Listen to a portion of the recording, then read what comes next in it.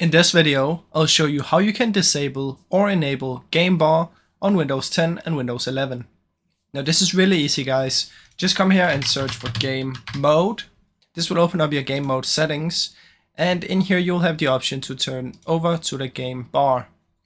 Once you're in here, you just want to press off on this one, and then you don't really have to do much on anything else. So simply press on this to turn it off and press on this to turn it on.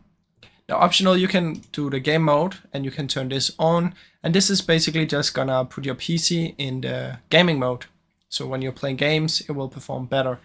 But like I said, you just wanna go in here, and for some reason when you search for Game Bar, it pops up like this. So you have to go to the settings here, or you can just go into the game mode, which is gonna bring you to the exact same settings. So that's basically how it works, guys. I really hope you enjoyed this short video. If you did, please leave a like and subscribe, as it helps me out a ton. Thank you so much for watching.